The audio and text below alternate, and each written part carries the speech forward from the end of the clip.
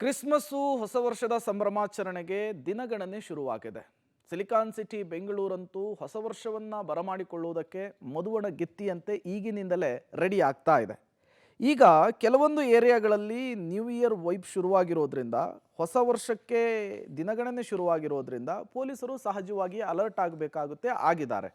ತಡರಾತ್ರಿ ಸಂಚರಿಸುವಂತಹ ವಾಹನಗಳನ್ನು ಚೆಕ್ ಮಾಡುವಂತಹ ಕೆಲಸಕ್ಕೆ ಈಗಿನಿಂದಲೇ ಖಾಕಿ ಮುಂದಾಗಿದೆ. ನಗರದ ಪಾರ್ಟಿ ಹಾಟ್ಸ್ಪಾಟ್ಗಳಲ್ಲೂ ಕೂಡ ಪೊಲೀಸರ ತಪಾಸಣೆ ಈಗಿನಿಂದಲೇ ಶುರುವಾಗಿದೆ. ವರ್ಷಕ್ಕೆ ದಿನಗಣನೆ ಆರಂಭವಾಗಿರುವಂಥ ಹಿನ್ನೆಲೆಯಲ್ಲಿ ಬೆಂಗಳೂರು ಪೊಲೀಸರು ಹೈ ಅಲರ್ಟ್ ಆಗಿರುವಂಥದ್ದು.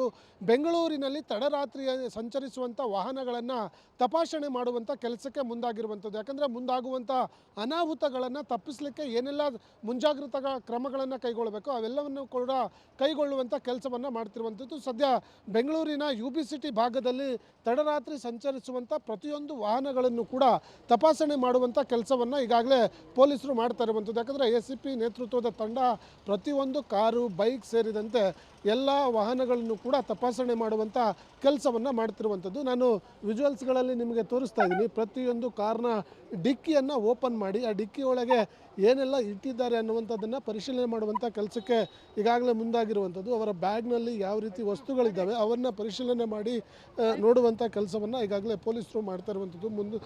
ಮುಂದೆ ಆಗುವಂಥ ಅನಾಹುತಗಳನ್ನು ತಪ್ಪಿಸಲಿಕ್ಕೆ ಏನೆಲ್ಲ ಕ್ರಮಗಳನ್ನು ಕೈಗೊಳ್ಳಬೇಕು ಆ ಕ್ರಮಗಳನ್ನು ಕೈಗೊಳ್ಳುವಂಥ ಕೆಲಸವನ್ನು ಒಂದು ಕಡೆ ಆದರೆ, ಈಗಾಗಲೇ ತಡರಾತ್ರಿ ಮಾದಕ ವಸ್ತುಗಳನ್ನು ತೆಗೆದುಕೊಂಡು ಹೋಗುವಂಥ ಸಾಧ್ಯತೆಗಳು ಕೂಡ ಹೆಚ್ಚಾಗಿರುತ್ತೆ. ಆ ಕಾರಣಕ್ಕಾಗಿ ಪ್ರತಿಯೊಂದು ವಾಹನಗಳನ್ನು ತಪಾಸಣೆ ಮಾಡುವಂಥ ಕೆಲಸವನ್ನು ಮಾಡ್ತಾ ಇರುವಂಥದ್ದು.